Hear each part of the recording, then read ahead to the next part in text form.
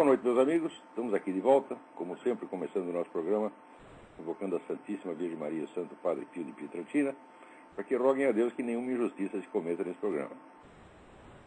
Queria começar aqui avisando vocês que a Graça Salgueiro, que faz aquele admirável blog Nota Latina, é uma das poucas fontes de informação que existe no Brasil a respeito do que se passa em Cuba e outras ditaduras comunistas que estão se espalhando pela América Latina. A Graça Salgueiro acabou de fazer uma extensão do Nota Latina, onde ela vai descarregar o material em espanhol, que não houve tempo de traduzir, porque vamos dizer, ela tem contato com tantas fontes de informação, que o material que ela recebe é tão rico que não dá tempo de traduzir tudo. Então ela vai juntar nesse subblog, nessa extensão do Nota Latina, que se chama http://soylatinoamericana.blogspot.com. Soy é com Y, não esqueça disso. Soy latino-americano. latinoamericana.blogspot.com. Não esqueça do Y. Porque eu lembro que uma vez eu estava no México, e estava lá numa festa, e daí fui no banheiro e de repente entra um brasileiro caindo pelas tabelas de bêbado, dizendo assim, eu tô e que tô. Né? O brasileiro acha que fala espanhol, mas fala assim, eu tô e que tô. Então, falando de América Latina, aqui o Eduí me manda uma matéria aqui que diz o seguinte, do site American Thinker, que diz que nas reportagens sobre os 50 anos da Revolução Cubana, os jornais e agências de notícias americanas, em geral, mencionam um ditador, mas usam a palavra para se referir apenas a Fulgêncio Batista, derrubado por Fidel. Fidel é chamado de presidente. Ora, isso é revoltante mesmo, é um absurdo, porque a ditadura do Fulgêncio Batista, comparada, né, com a ditadura do Fidel, era a escola Risonho Franca, aquilo lá era um berçário, tá entendendo? Então, não havia um milésimo da violência que houve depois, violência, crueldade, opressão que houve depois. Quer dizer, como é que numa comparação entre Fulgêncio Batista e Fidel Castro, o ditador vai ser o primeiro? É claro que isso aí é influência comunista diretamente exercida sobre, né, a linha dominante da mídia americana. Aliás, falando nisto, né, normalmente as pessoas não têm a menor ideia, mas a menor ideia da penetração da influência comunista nos meios de mídia, meios administrativos, na Universidade Americana. Eles não têm mesmo. Mesmo aqui tem algumas pessoas que têm, quer dizer, os estudiosos, pessoas que estudaram esse assunto, como, por exemplo, o Herbert Lowenstein, ou Stanton Evans, são pessoas que estudaram o assunto, então eles têm alguma ideia disso. Mas no Brasil, o pessoal pensa que KGB nem existe. Quando fala de KGB, eles pensam que é filme de James Bond, que você está imaginando coisa, que é teoria da conspiração. Né? Quer dizer, aquelas coisas de ignorante que nunca ouviu falar de uma coisa, então quando ele ouve a primeira vez, ele estranha. E como ele estranha, né, ele acha que não existe. Quer dizer, baseado no princípio de que tudo aquilo que ele desconhece não existe. Quer dizer, isso mostra a desgraça cultural do Brasil, porque esse tipo de reação você não vê entre pessoas do povão, é entre estudantes, é entre empresários, políticos, intelectuais, professores, universitários. Quer dizer, o pessoal não sabe nada a respeito do que se passou na história do comunismo, pelo menos de 50 anos para cá. A última notícia que eles tiveram foi do tempo da Guerra do Vietnã. Certo? E mesmo assim já receberam notícia cortada. Então não sabe absolutamente nada. Outro dia eu estava comentando aqui no programa que essa campanha ateística mundial não é uma coisa espontânea, que isso aí vem de uma organização que tem uma central ateística ali instalada em parte na ONU, né? E que espalha esses preconceitos antirreligiosos para tudo quanto é lado. E isso é feito de uma maneira sistemática, não é uma coisa espontânea. Né? E daí um sujeito botou essa gravação no YouTube e apareceu os comentários assim, tipo, a direita não tem mais o que inventar, olha só a teoria da conspiração. Eu digo, quer dizer, esses caras, eles acham realmente, né, que as ideias, elas se propagam assim espontaneamente como peidos, você entende? Elas saem do nada e se espalham na atmosfera. Não tem ninguém, né, espalhando aquilo, não tem ninguém sendo pago para fazer aquilo, você não tem canais organizacionais para espalhar, tudo acontece espontaneamente. Então esse pessoal é besta mesmo, não consegue imaginar, quer dizer, a concepção que eles têm da história é absolutamente fantasmagórica, né? Então as ideias que se propagam no ar por si, né? É a pura história das ideias, sem agentes humanos, né? É uma coisa tão boba, tão pueril, que nem merece discussão. Mas, quando você vê aqui, por exemplo, que hoje a opinião dominante da mídia americana é exatamente a opinião que a KGB começou a implantar aqui desde os anos 40 ou 50, você vê a eficiência dessa infiltração. A respeito disso, você tem que ver uma série de vídeos que foram colocados no YouTube com legendas em português, feitas pelo Davi Carvalho, um trabalho altamente meritório, um depoimento do Yuri Bezmenov, que foi um cara, um agente de influência a serviço da KGB durante longos anos. Depois ele desertou da KGB, pediu asilo político primeiro no Canadá, depois nos Estados Unidos. Eu não sei se ele está vivo ainda. Essas gravações são de 83.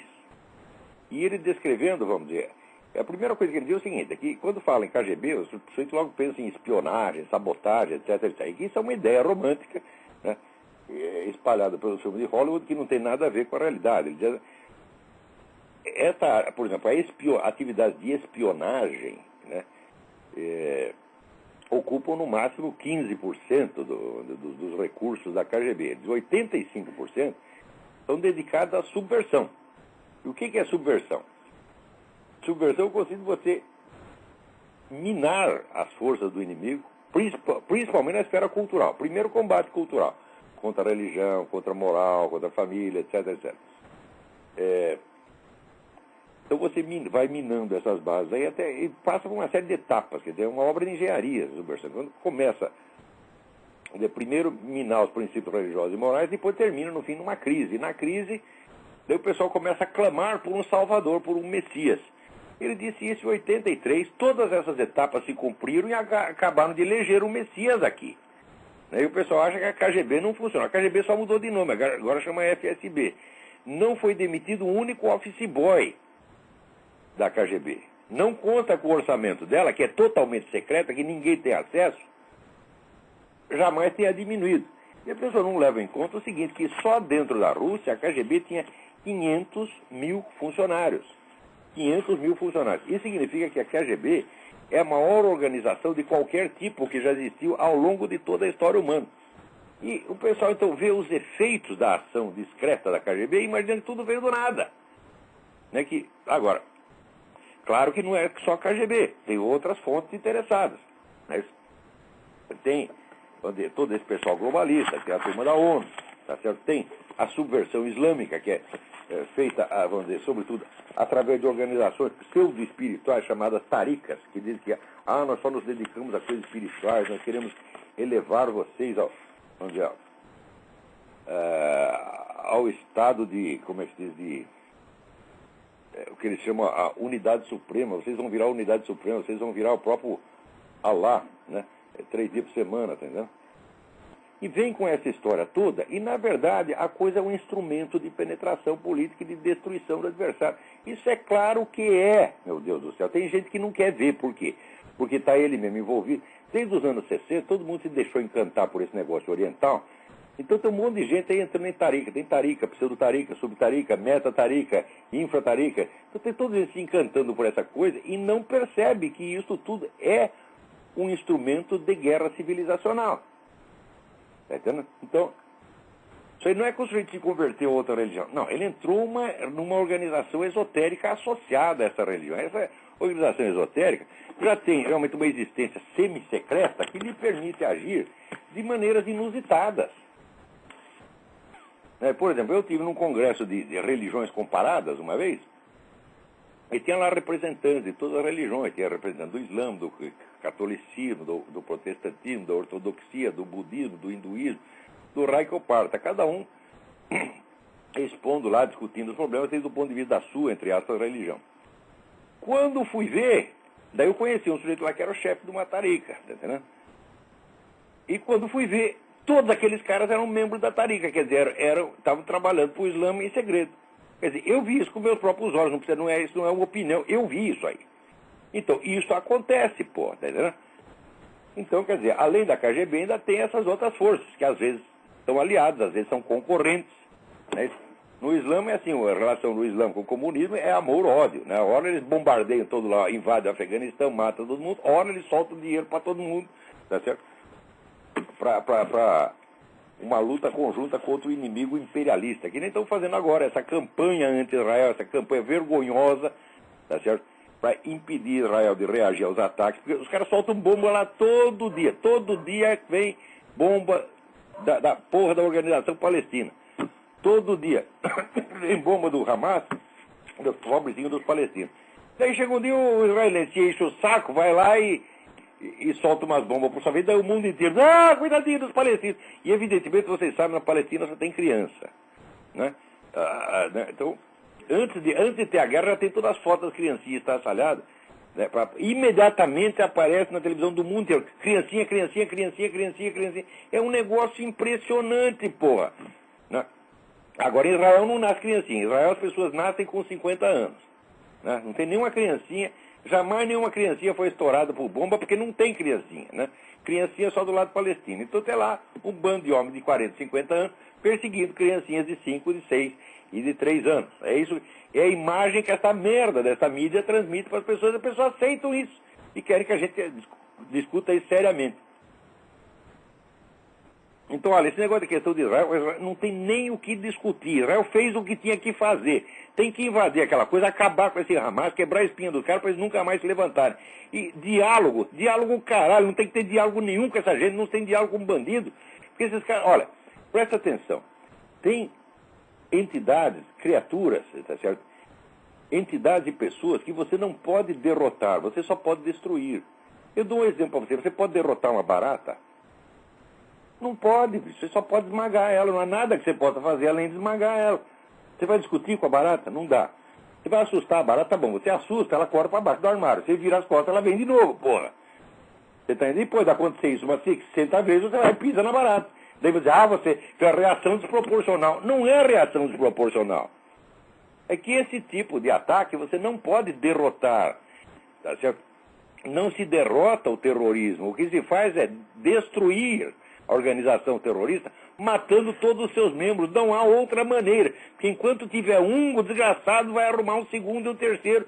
Então tem que matar, não tem que acabar com esses caras, porra.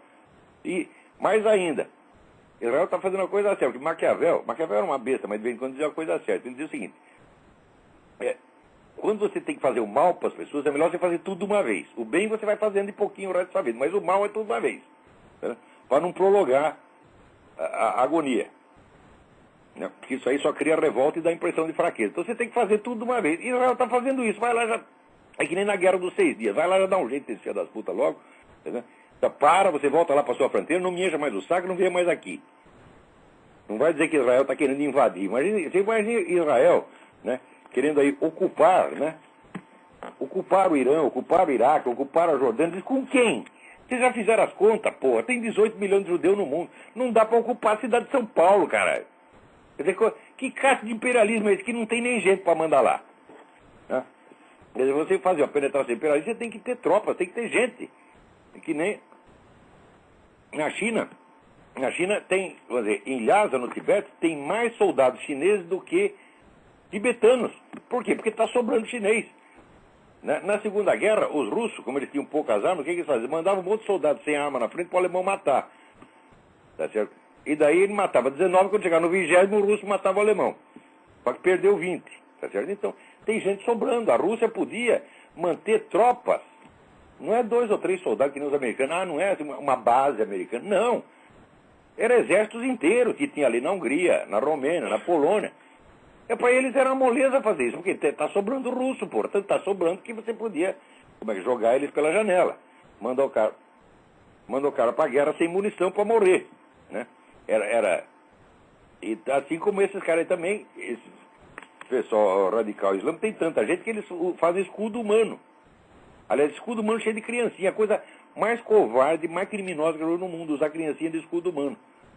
Quer dizer, em vez do sujeito ficar na frente do filho para defender, ele põe o filho, né, Pôr o filho na frente. Mas olha que valentia, o senhor merece morrer só por causa disso. Mas, peraí, tem alguém na linha, vamos lá, quem é? Alô, professor Olavo, boa noite. Boa noite, tudo bem? Aqui é Paulo Vitor de Florianópolis, Santa Catarina, professor. Faz um tempinho que eu não ligo para o senhor. Tudo bem aí? Professor, tudo bem. Tirando as chuvas em Santa Catarina, o resto está tudo bem, professor. Faz um tempinho que eu não ligo para o senhor. Eu me inscrevi hoje mesmo lá no seminário de filosofia. A pergunta que eu tenho que fazer para o senhor é o seguinte. Quando é que começa o curso de filosofia, que pelo que eu ouvi falar, são 4 ou 5 anos, eu estou empolgadíssimo para fazer o curso. Hoje mesmo, quando terminar o programa, eu vou fazer uns testes, porque tem aí um sistema de videoconferência. Nós fizemos um teste na semana passada, não funcionou muito bem. Vamos tentar hoje professor, eu comprei uma aparelhagem de som aqui enorme para poder participar dessa videoconferência e aproveitar cada momento desse curso do senhor, hein? Obrigado. Se falhar o sistema de videoconferência, então eu já sei o que eu vou fazer. Nós vamos botar a aula ao vivo numa página do Seminário de Filosofia, só para os alunos inscritos, é claro, e ali vai haver só a transmissão. E as perguntas serão feitas através de uma linha telefônica brasileira, telefone do Brasil, que ficará à disposição das pessoas. Não é que só ligar para esse telefone, que é uma linha do Rio de Janeiro de São Paulo, e daí faz perguntas por telefone. Isso se falhar o negócio da videoconferência, que hoje vamos fazer mais um teste. Essa semana eu já tenho uma solução. Ou vai ser a videoconferência ou vai ser esse outro sistema. No caso, bom, a gente pode apostar que nesse primeiro semestre a gente está começando a fazer o curso, então, pelo menos. Não, isso aí de março não passa de jeito nenhum. Tá, eu fico feliz. Vai ser março. Tá, eu já me inscrevi hoje mesmo, vou esperar como me indicaram ali no site do senhor, naquele site PayPal, é isso? Que falaram para eu esperar mais uns 2, 3 dias, ligar para o meu cartão de crédito para poder passar um código lá que confirma o meu pagamento e aí eu estou inserido no site, que é uma coisa que eu não vejo fazer. Só que paga pelo PayPal tem que se inscrever lá. Agora, se não der, você paga, tem um outro sistema que é pelo Brasil, uma espécie de boleto bancário, um negócio aí, um tal do PagSeguro. Bom, eu acho que sai mais tranquilo todo mês descontado no cartão de crédito, daí pelo menos eu não tenho... no meio do caminho eu não perco minha matrícula aí. Professor, o que eu queria falar... Comprando o mínimo. Não, a gente sabe, professor. Inclusive eu estou espalhando para muita gente aí que eu conheço aí do curso dos senhores, vale muito a pena e vamos aprender de verdade, né? Para trocar um pouquinho aquele... Seria educar o Brasil. Não dá para educar o Brasil inteiro, vamos educar pelo menos o máximo. Professor, outro dia a gente estava comentando com os amigos, o senhor bem que podia ser ministro da Educação, né? Pelo menos a gente já tem uma educação de qualidade nesse país. Eu só aceitava o Ministério da Educação se eu tivesse autorização para fuzilar professores. O senhor precisaria de tropas para fazer isso aí, a gente pode... De tropas, porque a educação no Brasil é um problema policial. Bom, o senhor está falando com um policial, de repente a gente já se inscreve também para participar do Ministério. O serviço, então. Professor, o senhor falou uma coisa ainda há pouco, só para encerrar, sobre a questão de como as pessoas dão valor para a cultura oriental. Eu não estou desmerecendo a cultura do japonês e do chinês, não é isso aí, mas é como o brasileiro tem o costume, o ocidental hoje em dia. Essa cultura revolucionária chegou a um ponto, a minha opinião, professor, que você cospe na própria cultura enquanto ocidental para louvar a cultura alheia. Na minha faculdade, o pessoal... Exatamente. E nessa gravação do Yuri Bezmenov, que eu mencionei, da qual eu vou dar daqui a pouco mais informação, ele explica que uma das maneiras fundamentais de você minar a resistência de um país é você destruir a religião do país através da disseminação de seitas. Professor, outro dia na faculdade... Quer dizer que faz isso não vem do ar, não. Outro dia na faculdade eu citei para um rapaz lá que só pensa nessas coisas oriental e não sei o que, eu citei uma parte da Bíblia, de Provérbios, que inclusive eu li empolgado para aquela revista Dicta e Contradicta. E eu li essa parte citei para ele a parte de Provérbios e falei que era filosofia zen budista e expliquei para ele o sentido do negócio. Olha, o cara só faltou ter orgasmos enquanto eu falava. Aí depois que ele terminou, ele me disse assim, adorei. Como é que ele me disse? Mas tu só gosta de filosofia ocidental? Como é que você vai ler uma filosofia zen budista? Tá vendo? É bom. Eu menti para você, não é filosofia zen budista, não, isso aqui é provérbios na Bíblia. Aí ele ficou que não sabia o que dizer, é impressionante, se você põe ali o rótulo, né, filosofia oriental, os caras estão dando orgasmo, aí se é filosofia ocidental, eles não querem nem ouvir. Pois é, criar um preconceito contra, vamos dizer, a maior cultura, a maior civilização que já existiu ao longo de toda a história humana, que as outras em qualidade. Você pegar todas as realizações de todas as outras são nada perto do que o Ocidente cristão fez. Ele vem todo comer na mão do Ocidente cristão e depois cospe em cima. É verdade. Outro dia eu comprei aí, que o senhor indicou uns tempos atrás, aquela The Great Books of the Western World. Só que eu acho que faltam algumas ali, né, professor? O que o senhor disse? O que você tem que acrescentar? Que eles fizeram. Tanto que eu, nos meus cursos de educação liberal, usava outros. Eles são completamente diferentes. Sim. Eles são muito centrados na ideia da formação do cidadão para a democracia americana. A gente não pode ter, a gente precisa ter um objetivo mais amplo, não pode ser isso. Não pode ser só isso. Bom, tá certo, professor. Eles bolaram isso em 1920, né? E continuam fazendo mais ou menos até hoje, funciona. Mas a gente, para o Brasil, a gente tem que adotar um sistema diferente. Eu já testei várias vezes e agora no primeiro ano do curso de filosofia nós vamos aproveitar muito dessa experiência. Tá certo, professor. Obrigado aí pelo momento aí, e tenha uma boa semana, e o quanto antes a gente vai começar esse curso, pela graça de Deus. Obrigado. Vamos em frente. Tchau. Agora aqui eu queria ler uma carta do Fernando Pavlov. O cara está me dando uma bronca inteiramente justificada, olha aqui. Caro Olavo, ouvi na madrugada de hoje a gravação do seu programa e verifiquei o quanto é baixo o nível dos seus antagonistas e quanto tempo você desperdiça com eles. Esse tipo de eunuco é abundante em Belo Horizonte. É um tipo que, na verdade, domina Belo Horizonte. É um composto de tucanos e petistas de hábitos coloniais, em sua maioria de classe média alta, mas que souberam impor sua ideologia aos miseráveis daqui, via prefeitura e seus programas assistenciais. Homens com voz efeminada e perfil tacanho são o tipo acabado do mineiro de anedota. E eu, embora não conheça tal comunidade que telefonou, posso visualizá-los, pois na Universidade Federal de Minas Gerais, onde faço letras, são encontradíssimos como empregada em show do Amado Batista. Os mineiros já são todos assim, mesmo teus amigos conservadores aqui não se expõem em tua defesa, porque são covardes demais para isso. Olha, isso é verdade. Ser conservador não é mérito nenhum. Eu acho que ser conservador é obrigação. Por quê? Porque Deus é conservador. Deus não faz revoluções. Você já viu Deus, né, explodir o cosmos? Uma vez que Deus mudou de ideia, ele fez uma inundação num planetinha micho aqui e deixou o resto tudo em ordem. Ele não tirou o Sol do lugar, não revogou as galáxias, não apagou o universo, não fez revolução nenhuma. Só, né, mandou a chuvinha lá e o Japão, Deus nos acuda, né? Então, Deus não faz revoluções, Deus é conservador. Deus conserva o universo intacto desde que criou. Conserva a estrutura do ser humano intacto desde não sei quando. A natureza humana, né? As estruturas fundamentais da linguagem, veja, as regras da aritmética elementar, que são uma coisa, expressam algo da sabedoria eterna, são absolutamente imutáveis, né? Então, tudo isso, Deus mantém no lugar. De vez em quando ele muda uma coisinha, porque, lógico, tudo tem que mudar. Nós vivemos dentro do tempo. Deus não muda, mas ele muda as coisas aqui, porque nós vivemos no tempo. E no tempo as coisas, elas só se conservam se você se esforçar para conservar. Você já reparou que você tem que tomar banho todo dia, fazer a barba todo dia? Você faz a porra da barba, no dia seguinte ela está lá de novo, porra! É de novo, né? Então, é assim, quer dizer, a manutenção é a raiz da felicidade humana. Goethe dizia, aquele que conservou e cuidou sempre terminará com a melhor parte. O Goethe é um dos grandes expoentes do pensamento conservador. Não é que nem esses micos que tem por aí. Quem que é o Karl Marx para comparar com o Goethe? É um bunda, né? Então, agora, ser conservador é obrigação. Agora o nego, agora virei, não sou mais esquerdista. Pô, sei lá, nunca fui esquerdista, virei, sou conservador, sou liberal, sou isso e aquilo. Daí o sujeito o que faz? Pega todas as minhas ideias, começa a escrever como se fosse dele, né? E nunca diz obrigado. Ou então, quando diz obrigado, diz, o Olavo já deu a contribuição dele, agora estou em outro patamar. Outro patamar, o caralho, meu filho, esses caras nunca chegaram ao nível de poder ser meus alunos. E aqueles que o foram demonstraram a sua total incompetência.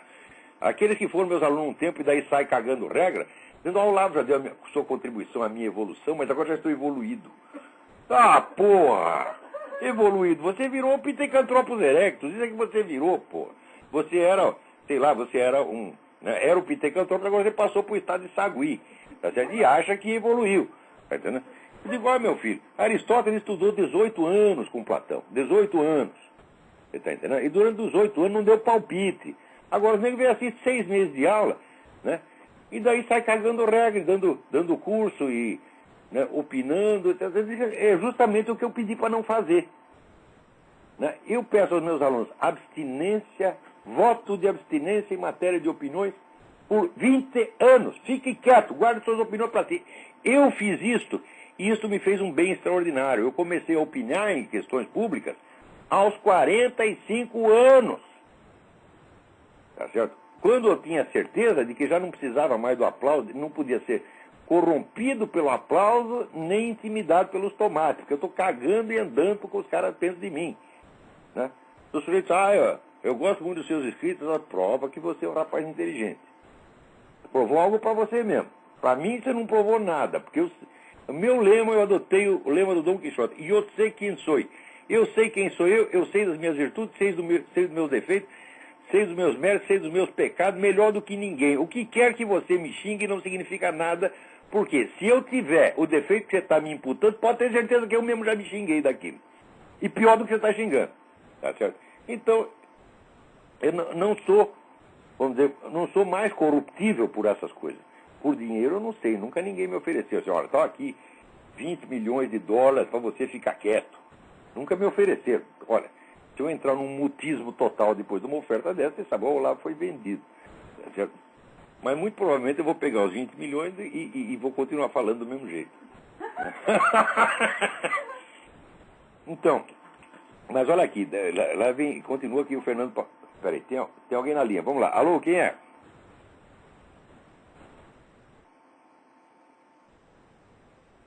Alô? Alô? Caiu a ligação. Vou continuar aqui o Fernando Pavlov. A voz afetada de orador de beira de piscina do Minas Tênis Clube, o elogio traiçoeiro, o fato de desligar o telefone após insultos são elementos facilmente identificáveis para quem, como eu, conhece a classe média daqui. São ejaculações precoces que fecundaram. Essa é a verdade. O senhor os põe no mapa toda vez que debate com eles.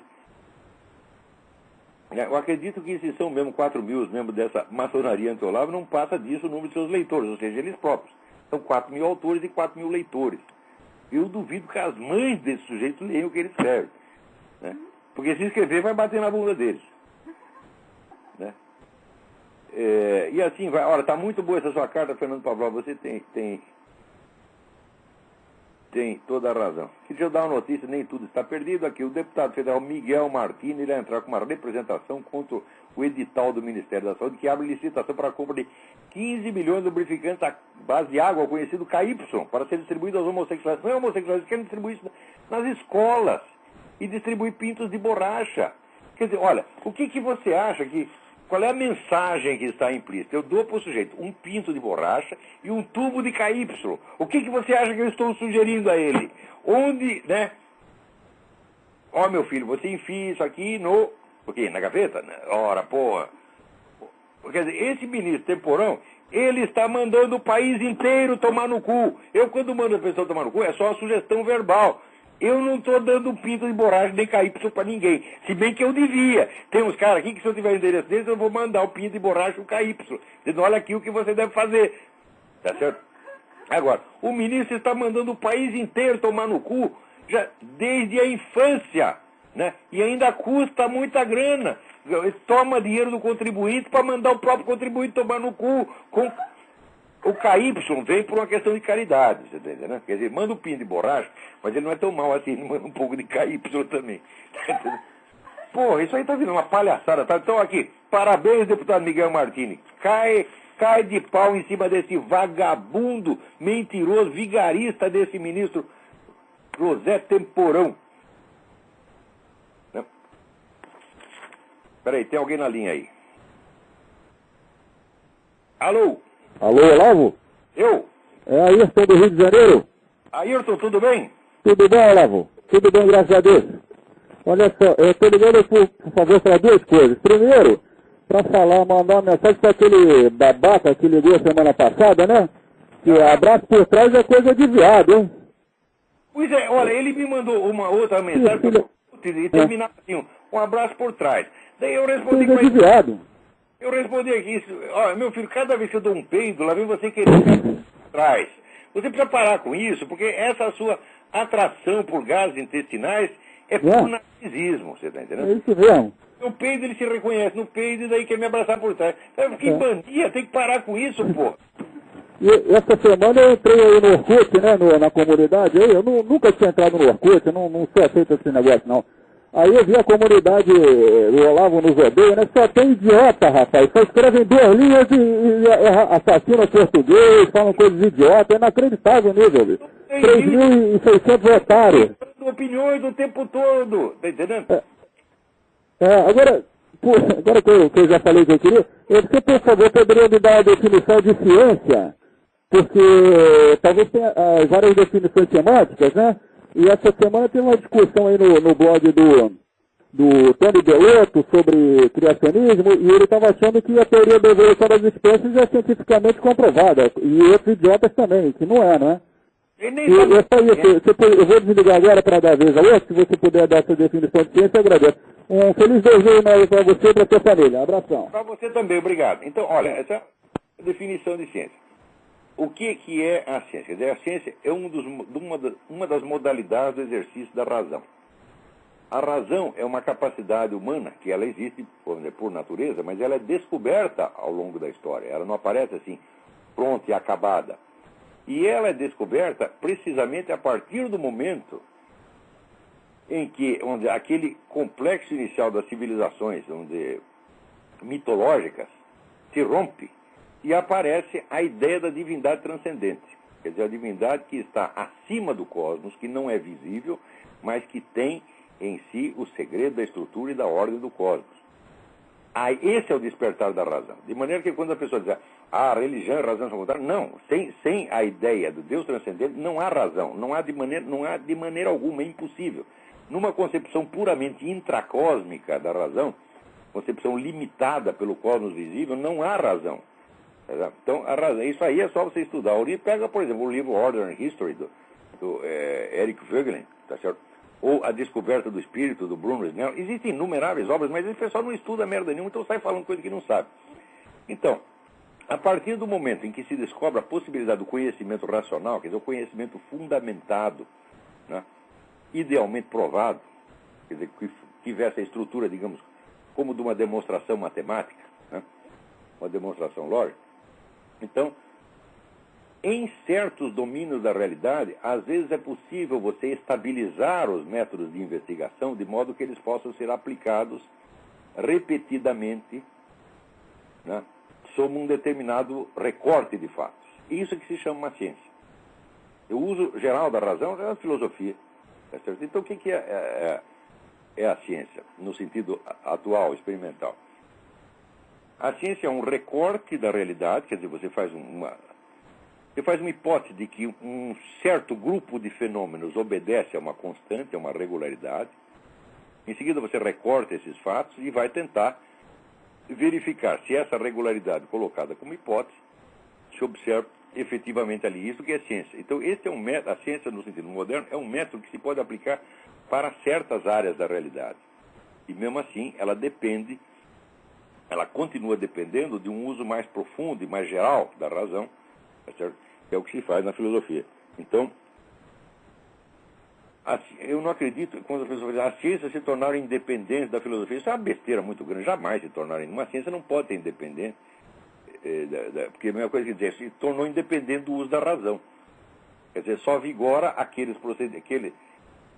aquela seleção de procedimentos que foi adotada para aquela ciência em particular, e você pode dispensar o uso geral da razão e usar só aquele procedimento, aquele protocolo chamado método científico. Isso é uma impossibilidade material pura e simples. Espera aí, tem mais alguém na... Alô, quem é? Alô? Então, olha, aqui tem um... Essa sua ligação está horrível. Desliga e liga de novo. Enquanto isso, eu vou ler aqui um e-mail que eu recebi aqui do Guilherme Peixoto. Prezado Olavo, escreva esse e-mail não como leitor e admirador habitual, mas como coordenador do curso de Física da Universidade Federal de Juiz de Fora, Minas Gerais. Tenho certeza de que isso em nada muda o e-mail, a não ser pelo fato de que ele reflete a posição de um professor universitário que ocupa uma função administrativa de importância local. A respeito da polêmica já ultrapassada, descrita no livro Aristóteles em Nova Perspectiva, venho manifestar minha vergonha com relação à comunidade científica nacional. Seu livro me impressionou pela profundidade e envergadura das suas pesquisas. Espero que esse elogio não o irrite pelo fato de vir de alguém que declaradamente não estudou muito sobre Aristóteles, embora não falte interesse. Então, para não me estender inapropriadamente, gostaria de deixar claro meu apoio e vontade constante de aprender com seus textos. Em tempo, sou assinante do Seminário de Filosofia e aguardo informações sobre o curso de Filosofia. Muito obrigado, Guilherme Peixoto. Essas palavras muito me reconfortam, quer dizer, nem tudo está perdido na Universidade Brasileira. Ainda tem uns 2 ou 3 caras lá que estão trabalhando honestamente, ao contrário daqueles picareta, vagabundo, canalha, né, da sociedade SBPC, que fizeram lá aquele relatório sobre o meu livro Aristóteles e Nova Perspectiva, que foi um relatório que depois foi publicado e comentado na segunda edição do livro, mostrando o estado de total inépcia que reina nos altos escalões do establishment universitário brasileiro, que, na minha modesta opinião, deve ser todo fechado. Fechado! As universidades brasileiras têm que ser fechadas e começar de novo. Os caras acham que assim, o direito de ser doutor é universal. Ser doutor não é um direito. Ser doutor é um privilégio que tem que ser conquistado mediante muito estudo e muita seriedade. Não é isso? E por quê? Porque você tendo uma profissão intelectual, você tem um prestígio público, as pessoas te ouvem, as pessoas te respeitam. Você acha que todo mundo merece isso? Você acha que isso é um direito humano? Né? Ser ouvido como um sábio é um direito que todos têm? Fala, não, somente aqueles que estudaram muito e com muita sinceridade têm esse direito. A universidade tem que ser seletiva, sim, não do ponto de vista socioeconômico, é lógico, mas tem que ser exigente. Você não quer estudar, vai para casa, vagabundo. Para arrumar um emprego que esteja à tua altura. Não vem disputar privilégios, tá certo? Que você não merece. E o problema do Brasil é esse, é a usurpação. Quer dizer, a Universidade Brasileira é uma fábrica de usurpadores. É uma fábrica de picaretas. Isso que eu estou falando não é um exagero, não é um modo de falar, tá certo? Isso aí está mais que provado. No Brasil, praticamente só o que funciona são as escolas militares. Né? Isso aí tem uma pesquisa da Veja, vamos dizer, as únicas instituições de ensino superior que funcionavam era a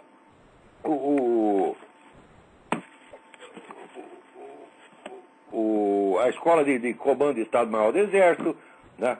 O Instituto Militar de Engenharia, o ITA, esses eram bons, porque milico não está lá para brincadeira. Agora, o resto é só comedeira de dinheiro público ou comedeira de dinheiro da população. Por quê? A escola privada não é melhor do que a escola pública. É tudo merda no Brasil. Os caras que no Brasil se intitulam educadores, né, como esse pessoal do COC, do sistema Hard COC de ensino, tá certo? Meu Deus do céu, eu acho que esses caras deviam estar todos na cadeia. Porque o que eles fazem é exploração da boa-fé popular. Quer dizer, o pai, a mãe acreditam que o menino vai receber educação. Não vai receber educação nenhuma, rapaz. Você vai receber propaganda comunista grosseira, daquela dos anos 30. Você está entendendo? Agora, antes que eu me esqueça, peraí, eu estava falando, o Davi Carvalho traduziu as conferências do Yuri Bezmenov, o ex-agente da KGB. Não é aquela entrevista que já está no YouTube faz tempo. É uma conferência que ele fez indispensável. Como o endereço do YouTube é muito complicado, eu vou dar um truque simples. É só você digitar o nome que o Yuri Bezmenov adotou. Então tá assim, é Thomas Schumann, mas atenção, no YouTube está o Thomas sem H, T-O-M-A-S. E Schumann, Schumann é com N só. S-C-H-U-M-A-N. Então você põe Thomas Schumann, Thomas sem H, T-O-M-A-S, Schumann. Põe isso no YouTube, vai aparecer lá as conferências todas que ele fez. Parabéns pelo teu trabalho, Davi Carvalho. Essa conferência é indispensável para você entender o que está acontecendo no mundo hoje. Peraí, tem mais alguém na linha. Alô, quem é? Alô, quem é? Fala mais alto. É Roger de Pato, Minas Gerais.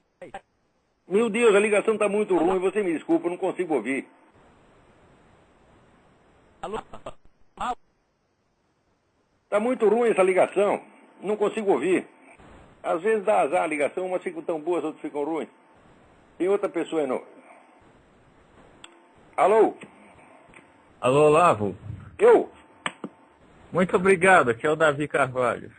Opa, parabéns aí. Olha, essa sua ligação tá tão boa, a do outro rapaz, não se ouvia nada, eu não sei por que acontece isso. Eu estou usando o Skype. É incrível, né? Ele bom, tá usando o Skype também, mas o Skype é assim, às vezes dá certo, às vezes não dá. Esse aí é que nem mulher, né? Você nunca sabe como é que vai reagir. Sim. Que ela vai te dar um beijinho.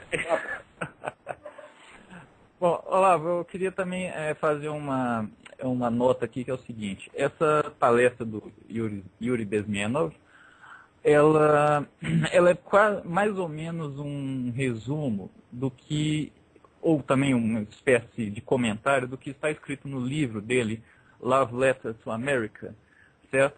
Este livro eu digitalizei e disponibilizei em PDF no ForShared, ok? Love Letters to America. To America.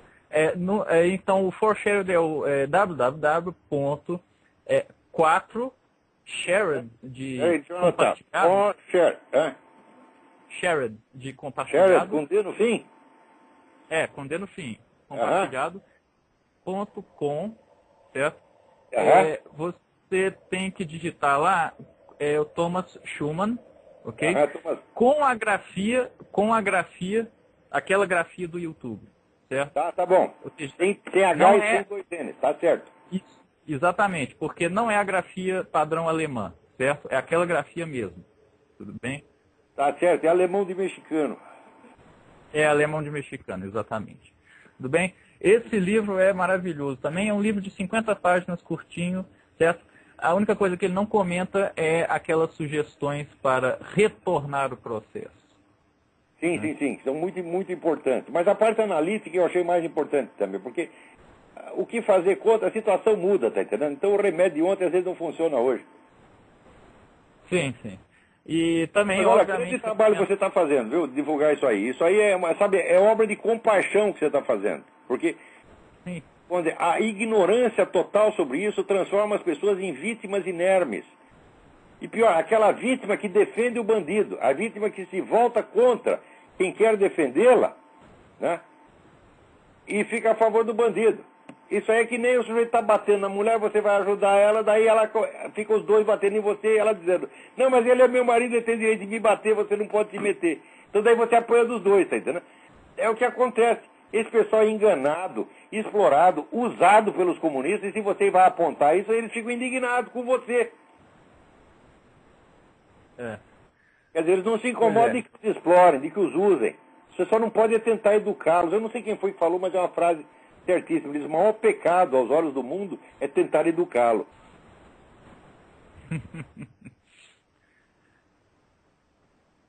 Então tá aí, muito obrigado, Davi Carvalho. Parabéns. Ok, é isso então.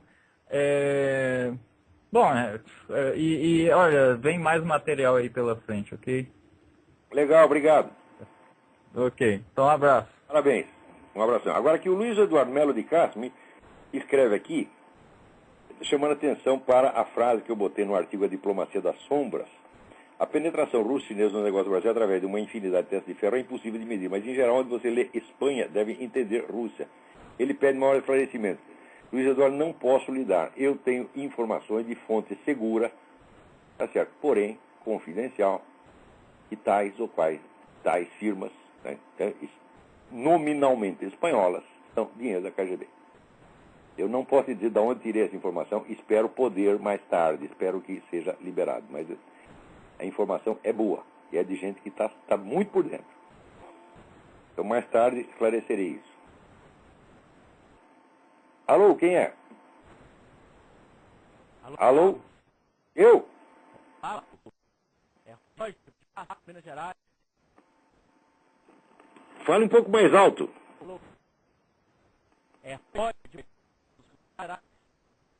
Não consigo ouvir. Essa ligação, olha, deu azar. Seu Skype não está funcionando.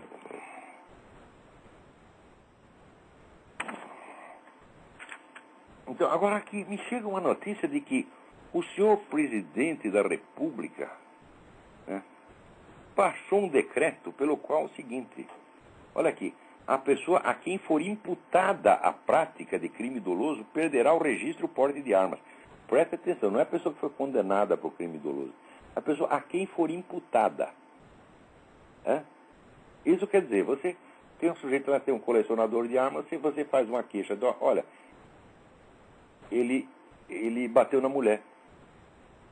Pelo fato de ser imputado, não precisa ser provado nada, foi imputado. Né? O sujeito já perde o registro das armas. Quer dizer, agora, esse decreto é totalmente ilegal, porque o decreto está prescrevendo uma penalidade. Quer dizer, você foi imputado um crime, você já é punido. Olha, decreto não pode impor penas. Quer dizer, quem é esse ministro da Justiça que põe isso na mesa do seu presidente? O presidente não entende porra nenhuma. Eu não acho que ele é burro, mas que ele é analfabeto é. Então, o presidente da República não tem a menor condição de julgar isso aqui. Isso aqui é uma monstruosidade jurídica como nunca houve. Quer dizer, um decreto que prescreve penas. Olha, isso não é para discutir, não é para discutir com respeito. Eles fazem, ó, vai legislar na puta que o pariu, vagabundo, charlatão, vigarista. Quer dizer, tu é um advogado, tu é um professor de direito e não sabe que um decreto não pode prescrever penas? Que é isso, porra? Além disso, você inventa essa monstruosidade, você pune o sujeito pelo simples fato de ele ter sido acusado. Não precisa provar, não precisa julgar, não precisa condenar, nem nada. Já tem a pena preliminar. O que é isso, porra? Isso é um caso para impeachment, para tirar esses caras de lá, pontapé no meio do cu, você tá entendendo? Isso aqui, caralho, que cato de ministro da Justiça é esse? Põe lá um negócio desse, pô, o Lula assinar, porra. O Lula não entende nada de lei, mas você tem que entender, ô vagabundo. Quer dizer, esse é um pretexto, vamos dizer, para impor vamos dizer, colocar uma imposição ditatorial, absolutamente totalitária, né? E contra o controle de arma do cidadão honesto. Ora, se o sujeito tem registro de arma, então é um cidadão honesto. Quer dizer, tem registro e porte. Então ele não é um bandido. Se a arma dele está registrada e tem porte, ele está dentro da lei. E esse é o que perde a arma, porque foi acusado de alguma coisa. Ora, mas nem Stalin pensou um treco desse, nem Adolf Hitler pensaria um treco desse. Nem o Fidel Castro pensou uma merda dessa, você está entendendo? Agora, isso aí é, você ver, o pessoal acha que estamos numa democracia só porque tem eleição. Parece sinal que não sabe o que é democracia. Primeiro, não há democracia sem acesso às fontes de informação. Se o esquema político dominante controla todas as fontes de informação para que não noticie o que ele não quer, não há democracia nenhuma. E segundo, não há democracia onde um governo pode tomar as suas armas só porque você foi acusado de alguma coisa. Isso é uma ditadura filha da puta. Muito pior do que foi a ditadura dos militares. A ditadura dos militares só perseguiu, vamos dizer, um núcleo muito pequeno de pessoas que eram os terroristas. Não perseguiu mais ninguém. Naquela época estava cheio de comunistas nas universidades, recebendo dinheiro do governo para ensinar marxismo-leninismo. Tinha nas universidades e não eram perseguidos, não. O pessoal vem com esse mito de que houve uma perseguição aos intelectuais. Você fala, o Otto Maria Carpo foi perseguido. Não, houve um processo contra o Otto Maria Carpo. Ele foi lá chamado, respondeu durante 2 horas, o próprio promotor retirou o processo. Isso foi a totalidade da perseguição que o Otto Maria Carpo sofreu. Né? Agora, o Otto Maria Carpo era um homem honrado, e se ele estivesse vivo hoje, ele não ia estar pedindo indenização para isso. Agora os caras lá... Né? Perdi um emprego, tá? Eu quero aí milhões e milhões. Né? Que coisa, meu Deus do céu. Alô, quem é que está na linha aí? Alô? Alô? Pô, essa ligação está muito ruim, hein?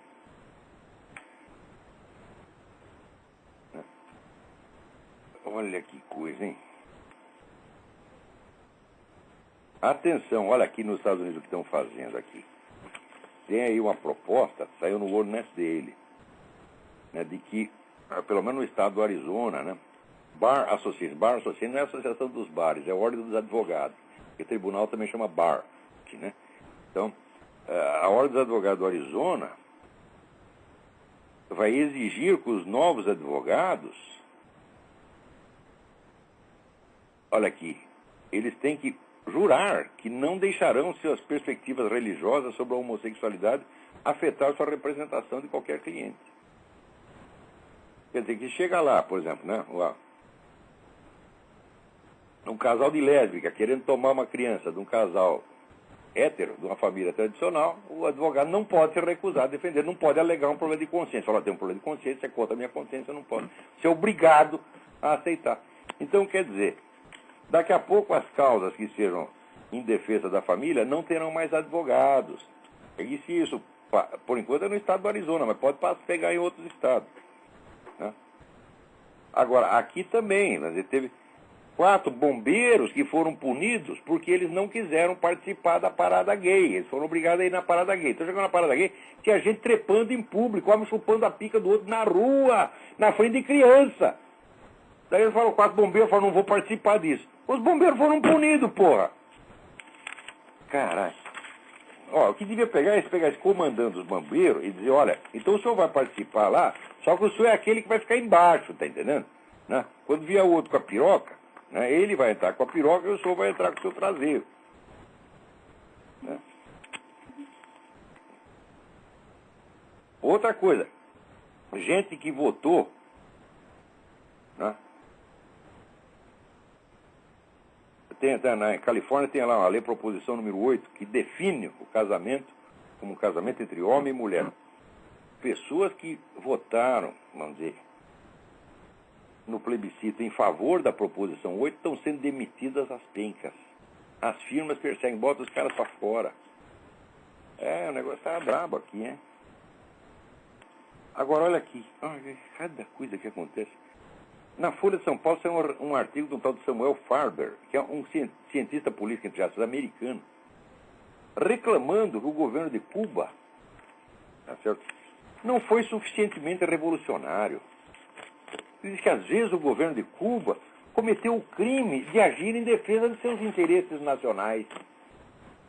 Você já viu isso? Reclamar que um governo age em função dos seus interesses nacionais quando ele está lá exatamente para isso. Quer dizer, se alguma coisa certa o Fidel Castro fez, tem que ser condenado por isso também. O mal que ele fez? Não, o mal tem que ser elogiado e multiplicado. Ele tinha que matar mais gente em Angola, por exemplo, né? Ele matou só 100 mil lá em Angola. Ah, não vale. 100 mil não, perdão. 100 mil ele matou no total. Né? Em Angola ele matou uns 15 mil. 15 mil? Micharia, lá tá cheio de preto, meu filho. Se você matar 100 mil, ninguém nem percebe, é tudo igual. Vai lá, mata mais um pouco. Né? Porque o pessoal fala de racismo. Cuba é o governo mais racista. Cuba jamais teve um ministro preto. Nenhum único. Para salvar a honra. Nenhum único. Não tem general preto no exército de Cuba. Um país onde 80%, presta atenção, 80% da população de Cuba é preto. Não tem um general preto, não tem um ministro preto. E ninguém reclama nada. Né? Alô? Quem é? Alô? Alô? Olavo, aqui quem fala é Rodolfo. Sim, tudo bem? Aqui de... Tudo bom. Eu estava ouvindo o seu programa aí, você comentando a respeito dos comunistas dentro das universidades, antes da ditadura militar, e que os militares tentaram minimizar isso, mas eu queria te falar também que isso hoje em dia ainda continua acontecendo, entendeu? Eu sou estudante numa universidade federal aqui, no interior de Minas, e esse pessoal aí faz movimentos, falando que é em prol dos estudantes, mas querendo pregar o comunismo lá dentro. Eu, por exemplo, eu mesmo tenho uma professora que é cubana, entendeu? E ela fica fazendo apologia ao comunismo, essas coisas, dentro da própria universidade, que é uma instituição que deveria ser mais respeitada, entendeu? E o pior de tudo, Olavo, é que, como você falou, a mídia no Brasil não dá atenção para isso. Porque a Folha de São Paulo está do lado do Hamas. Eles são contra Israel. Saco do Hamas. Pra você ver, e a Globo também vive falando um monte de merda aí, fala que é contra o Lula, mas também é um bando de comunista aquilo lá. Falar em Globo, deixa eu contar uma história interessantíssima, Chegou às minhas mãos uma tese universitária sobre o jornalismo no Brasil, e lá tem um depoimento do seu Luiz Garcia. Luiz Garcia era o chefe de redação, era o diretor de redação do Globo. Sei. E ele dizia o seguinte: nós fizemos o possível para atrair a intelectualidade de esquerda para o nosso jornal, né? E fizemos isso com tanta intensidade que no fim nós tivemos que procurar uma pessoa, pelo menos uma pessoa na direita que soubesse escrever, e daí nós contratamos o Olavo de Carvalho. Ou seja, a sua opinião pelo menos pode ser respeitada, né, Olavo? o que sobra pra gente. E um conservador, né? Como é que diz? Para não dar na vista. Você está confessando. Isso é vigarice. Isso aí é militância travestida de jornalismo. Tá certo? Esse Luiz Garcia é um merda de um comunista, velho comunista safado, mentiroso. Esse cara nunca gostou de mim porque eu tive um debate com ele nas próprias páginas do Globo e mostrei que ele estava completamente errado. Eu fui o primeiro colunista que humilhou o diretor de redação, ele nunca mais me perdoou.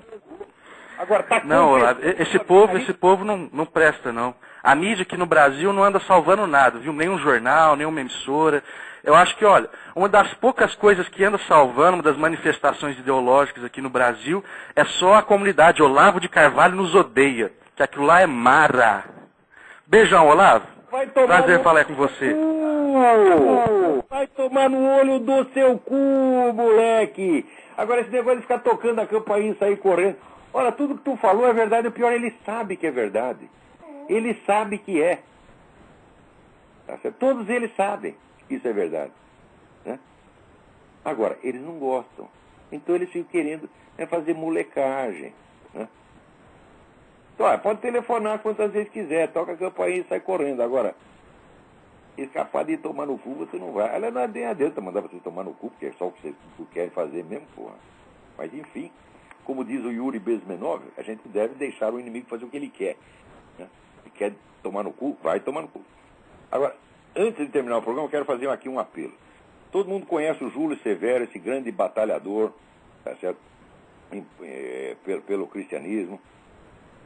E é o grande combatente contra esses abusos do movimento gay no Brasil. O Júlio Severo está numa situação desgraçada. Há anos o Júlio sofre tudo quanto é tipo de assédio judicial, perseguição, já teve que viver escondido. Então, aqui, agora, fica esse apelo. Todas as organizações evangélicas, vocês têm que tirar o Júlio Severo do Brasil. Vocês têm dinheiro, vocês têm recursos, vocês têm contatos internacionais. Como é que deixam esse grande brasileiro nessa condição? Vocês têm que tomar vergonha na cara. Porque no tempo da ditadura, qualquer comunista que saía correndo aí, qualquer país do mundo que chegasse, ele tinha emprego, tinha ajuda, tinha assistência. Agora essa turma da direita não, só que é um puxar o tapete do outro, tá entendendo? Quer dizer, nem isso aprenderam ainda. Você tem que ter o mínimo de organização e de solidariedade, porra. Não adianta também vocês ficar falando só, Jesus, Jesus, Jesus, Jesus. O próprio Jesus diz, vai lá, acerta a tua dívida com o teu irmão e depois tu vem aqui. Vocês têm toda uma dívida com o Júlio Severo. Você obriga, a mulher dele está esperando bebê e ele está, vamos dizer, está vivendo, é o brasileiro mais perseguido, mais discriminado, mais assediado que tem. E vocês não fazem nada em favor do cara. O que é isso, porra? Se eu tivesse dinheiro, já teria trazido o Júlio Severo para cá há muito tempo. Ele tem que sair do Brasil, ele está sendo muito perseguido aí. Vamos parar com essa mentira de que o Brasil é democracia, de que tem liberdade. Não tem liberdade coisa nenhuma.